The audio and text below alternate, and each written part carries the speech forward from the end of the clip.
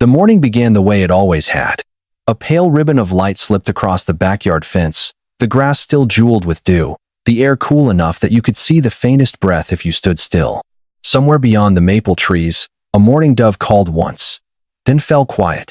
You reached for your coffee almost without thinking and looked toward the old oak where, for months, a blue jay had claimed the highest branch as though it had been waiting for you. But this morning, the branch was empty. The feeder swayed gently in a breeze too soft to hear. The leaves moved. The shadows stretched. Everything looked exactly as it should. And yet something felt lighter, quieter, as if one small thread had been pulled from a familiar piece of fabric, leaving the pattern almost unchanged, but never quite the same. Maybe you felt that before.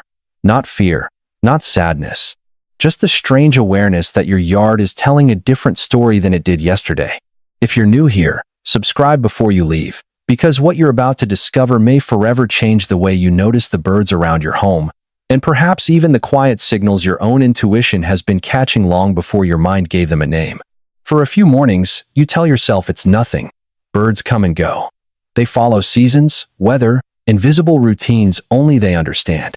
Life moves on. But then another sunrise arrives.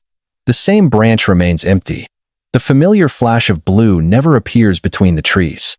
The silence isn't complete. Other birds still sing.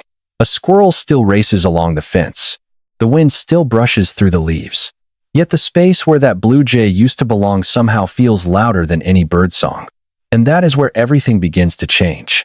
Because the strangest part isn't that the blue jay stopped visiting. The strangest part is the question almost nobody thinks to ask after it disappears. You probably know that feeling even if you have never put it into words. You step outside expecting nothing unusual, and somehow you notice that something is missing before you consciously realize what it is. Your eyes drift toward a favorite branch, toward the corner of the fence, toward the feeder that has become part of your morning without you ever deciding it should. It is almost as if your mind has been quietly keeping attendance all along.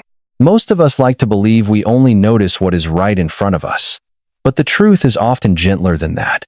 We notice rhythms. We remember familiar sounds. We grow attached to patterns so slowly that we never feel them taking root. Then one morning, the pattern changes, and we cannot explain why the yard suddenly feels different. Perhaps you have caught yourself lingering outside a little longer than usual, listening for a call that never came. Perhaps you have looked toward the trees expecting a flash of blue, only to find sunlight resting on empty branches instead. You tell yourself it is only a bird. It probably found another place to visit. Tomorrow will be different.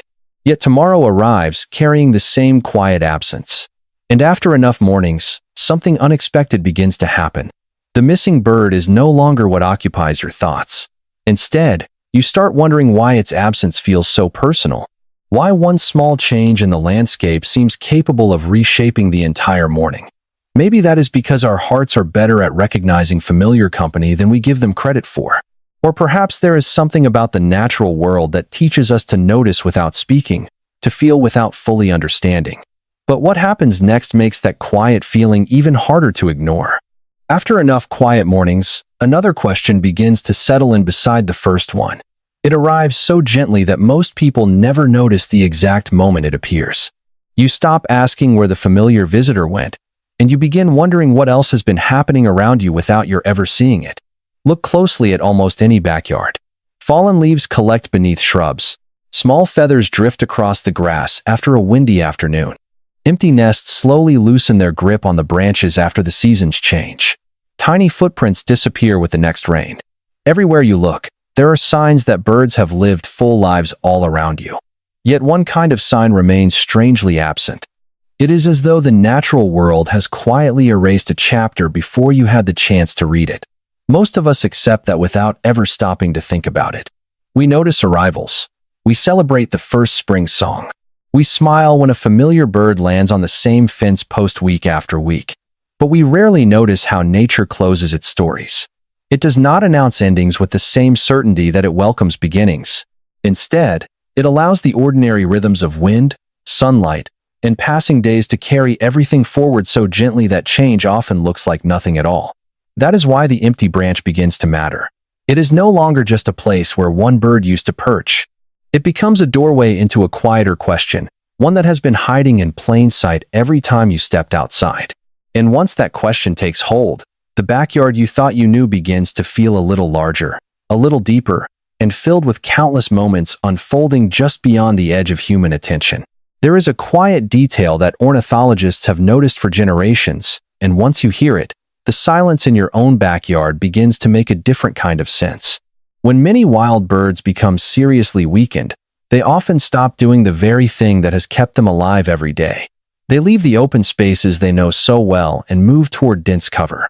A tangle of shrubs, the shelter beneath an evergreen, the shadowed edge of a fallen log. It is not mysterious to the bird. It is instinct. Remaining hidden reduces stress and lowers the chance of attracting predators during their most vulnerable moments. Nature has quietly favored that behavior for thousands of generations. That single fact explains more than most people realize. It is one of the reasons our memories are filled with living birds perched on fences, calling from branches, catching the first light of morning, while their final quiet hours almost never become part of the picture. We are witnesses to the visible chapters, not the hidden ones. Somehow that feels larger than biology alone. It reminds us that the natural world does not reveal every page of its story simply because we happen to be looking. As you stand in the same backyard where the blue jay once greeted the sunrise, the empty branch begins to carry a different meaning. It is no longer asking you to imagine something impossible. It is asking you to recognize how much of life unfolds beyond ordinary observation. And perhaps that is why your intuition stirred before your thoughts did. It was not searching for proof. It was responding to a pattern that had quietly shifted, long before your eyes found the words to describe it. By now, the mornings feel slightly different in a way that is difficult to explain to someone who has not stood in the same place and noticed the same absence. You find yourself pausing longer near the kitchen window, coffee still warm in your hand, eyes moving almost instinctively toward the highest branch of the oak tree. It is not a conscious decision anymore. It is a habit shaped by repetition, a quiet expectation that forms without permission. The feeder still hangs in its usual place, gently shifting whenever the wind moves through the yard, and the sound of small sparrows still comes and goes in scattered bursts. But the blue jay is no longer part of that rhythm, and somehow that single absence begins to feel larger each time you notice it. You might even catch yourself remembering small details you never thought were important before. The exact angle it used to land on the fence, the brief pause before it called out in the morning light, the way it would hold still for just a second longer than the other birds, as if it was aware of something you were not. These memories do not arrive all at once. They surface slowly, between ordinary moments, like fragments of something you only realize you were paying attention to after it is gone. And what makes it more striking is not the memory itself, but the feeling that it was always there in the background, quietly shaping the way you experience the yard without ever asking for attention. And then, without realizing it, you begin to wonder if the bird was ever just a visitor at all, or if it had become part of something you only now know how to see. As the days continue, something subtle begins to expand beyond the absence of a single bird. It is no longer just the empty branch or the quiet fence line that you notice first. It is the way the entire backyard seems to adjust itself around that missing presence. The morning light still arrives at the same time, soft and familiar, yet the sounds feel slightly redistributed, as if each bird has shifted its place in a quiet agreement you were never included in. A sparrow that used to linger near the feeder now stays closer to the shrubs. A cardinal call that once echoed from the edge of the yard seems farther away, less anchored, more uncertain. Even the wind through the oak tree feels different, not louder or quieter, just less interrupted. You start to realize that what you thought was a simple absence might actually be part of something larger that was already in motion long before you noticed it. Patterns in nature rarely break all at once. They loosen, they fade. They reorganize in ways the human eye is too slow to catch in real time. And yet your mind still tries to locate a single moment when everything changed, as if there must have been a clear line between before and after. But the more you watch, the more that line disappears. Instead, you begin to sense something else entirely. A quiet restructuring of behavior, almost invisible, unfolding across days you were not fully paying attention to. And the deeper question slowly rises to the surface, more persistent each morning than the last, because if one small absence can reshape the entire rhythm of your backyard, then what else has already changed without you ever noticing it begin? By the time you reach this point, The backyard no longer feels like a simple collection of trees, fences, and scattered sound.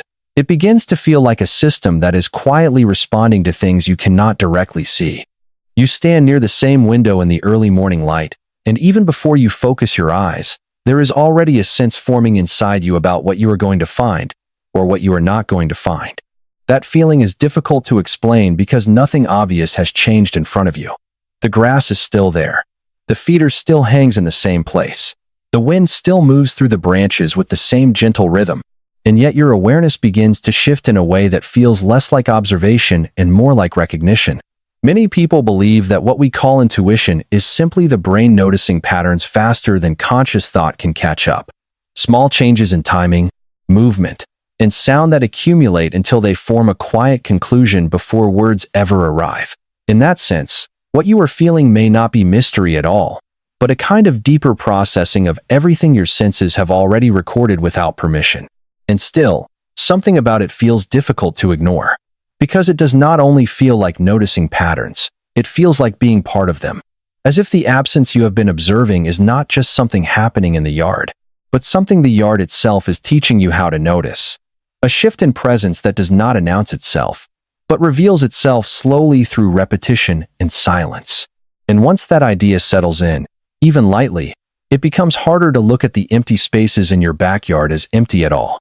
There comes a point in the morning when everything feels quieter than it should, not because the world has stopped making sound, but because you have started listening in a different way. The wind still moves through the oak tree, but now you notice the pauses between its movement. The feeder still shifts gently on its hook, but you are aware of how long it stays still before moving again. Even the distant calls of birds that remain begin to feel more distant than before, as if space itself has expanded just slightly between you and them. You no longer search for the missing presence with urgency. Instead, you find yourself sitting with it, as if silence itself has become something you are learning to understand. There is a strange kind of acceptance that forms in that stillness. Not resolution, not explanation, but something softer. A recognition that not everything important in life announces itself loudly or returns when expected. Some things simply move through your awareness, leave their mark, and continue on in ways you may never fully witness. And yet, their absence does not feel empty in the usual sense. It feels layered, almost like memory forming in real time while you are still standing inside it. Many people describe moments like this differently. Some call it coincidence. Some call it sensitivity. Others simply say it is the way nature works when you are finally still enough to notice it. But whatever name you give it, there is a shared feeling underneath all of them. A quiet awareness that something meaningful has shifted, even if nothing in the visible world can confirm it for you. And in that quiet, you remain standing by the window, not waiting for anything to return, but simply learning how to listen to what is already gone. By the time you reach the end of this quiet unfolding, there is no longer a need to search for answers in the same way you once did. The backyard is still there, unchanged in structure, yet completely different in how it exists inside your awareness. The oak tree still holds its branches against the morning sky. The feeder still moves slightly with every passing breeze. The ground still carries the soft evidence of everyday life. But you no longer experience these things as separate details. They now feel connected in a way that is subtle, almost invisible, yet deeply present. The absence that once felt like a question has slowly turned into something closer to understanding. Not because you have found a definitive explanation, but because you have begun to notice how much of life exists in transitions that are never fully witnessed. Many people believe that nature does not speak in clear sentences, but in patterns, in repetitions, in the quiet spaces between what appears and what disappears. And in those spaces, meaning is often felt before it is understood. Standing there one last time at the window, you realize that nothing in your yard has ever truly been static. Everything has always been in motion, arriving, leaving, returning, changing in ways too slow or too subtle to notice in a single moment. The blue jay, whether still somewhere nearby or simply part of a memory now, becomes less of a question and more of a reminder that attention itself is fragile, and awareness is something that grows only when silence gives it room. And as you finally step away from the window, there is a gentle acceptance that what you were looking for may never have been meant to be seen clearly at all, only felt as part of a larger rhythm that continues long after you stop watching. Thank you for staying until the end of this journey. If you find meaning in these quiet reflections, in the hidden layers of the natural world, you are always welcome here. You can subscribe before you leave, not as an ending, but as a way of remaining connected to these small moments of wonder that most people walk past without ever noticing. And as the day continues beyond this moment, there is a lingering sense that somewhere outside your window, the world is still speaking softly in ways you may not yet fully understand, and perhaps never will, and yet it continues all the same.